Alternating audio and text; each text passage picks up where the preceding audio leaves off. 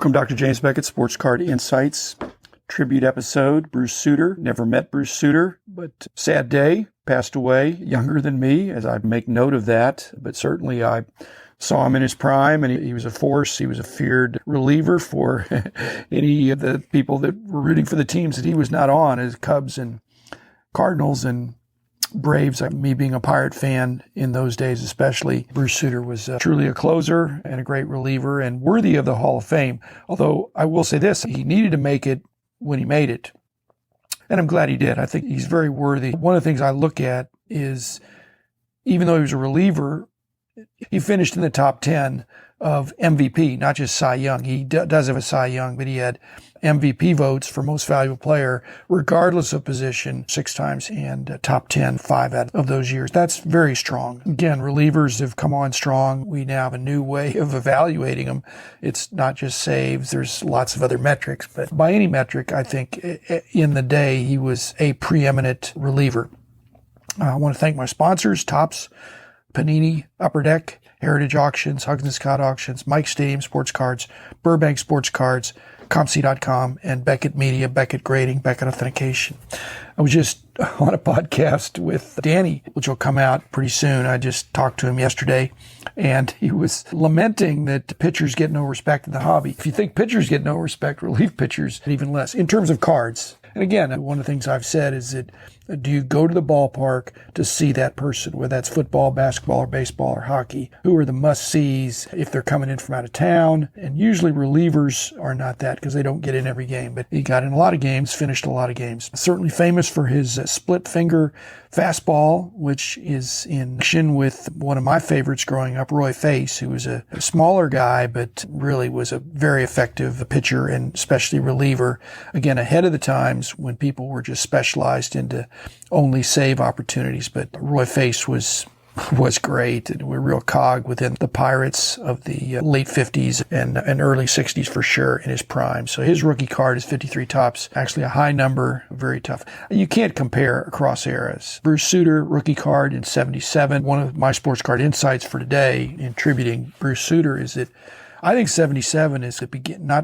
78 does not make junk wax, but 77, I think there's a distinction between 77 and 78. I think 78 is much more prevalent than 77.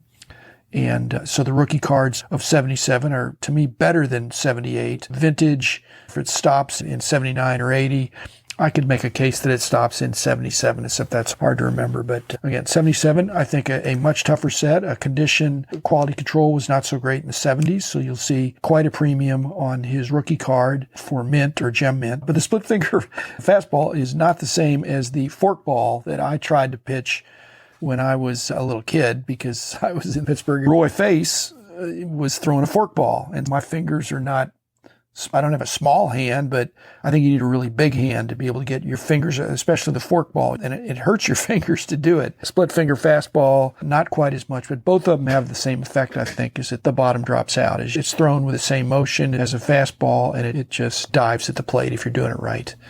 So I never had to hit against split finger or forkballs, and I experimented trying to throw them in my sandlot days, but left-handed, I was pretty erratic. I wasn't really a good pitcher. I had sidearm, I had submarine, I had overhand, I had all those things, but it just wasn't very accurate. And I'm not sure I threw the ball that hard either. One of the problems, I'm doing eBay now with some of these player lots that I have, and I always mention that I got 100 Jose Cansecos just for sake of example. What if I had 100 Bruce Sutters? It's a problem for these guys, similar to maybe Eckersley, is that anybody that came up in the late 70s, Eddie Murray would be another one, Ozzie Smith even. Anybody that got a running start in their career in the late 70s, early 80s, a lot of those 80s sets, and especially the early 90s, are just not respected, especially for base cards or any other kind of in-action or all-star cards for these really good players. And so I find that when I'm trying to sell these lots on eBay, I really have to mark the price down, even though, again, the players are good, but just the years that they fall, and I think people certainly know that, is that Sutter played from 76 up through 80. Again, we think of the junk wax being the late 80s, early 90s, but even those 80 sets are just people collected by complete sets. There's plenty of them out there of the base cards.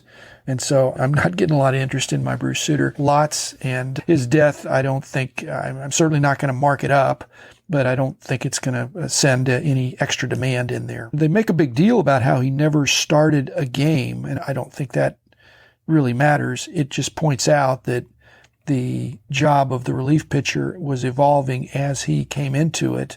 And he would say that he really had great success when he had a setup man, when he had Dick Tidrow, who came in for seventh and eighth inning and allowed him to specialize. And I think that's when the save totals really went up. It's hard to judge relievers from different eras, pitchers from different eras, hitters even from different eras, because the way they're used. He was just a really good pitcher. And I don't know that he would have pitched more or less, never having been a starter. I guess when you've got a kind of a trick pitch like that, you don't want to get it overexposed. Plus, I think he had arm trouble at the end, and I think a lot of that's from those Elroy Face, same thing. You're throwing this thing, and you're throwing it hard, but it's slipping through your fingers. It's just a different kind of thing. So I don't think there's going to be a big run on Bruce Sutter. As I said, his main card would be his 77 Topps rookie card. And finding it in great shape is probably a good find.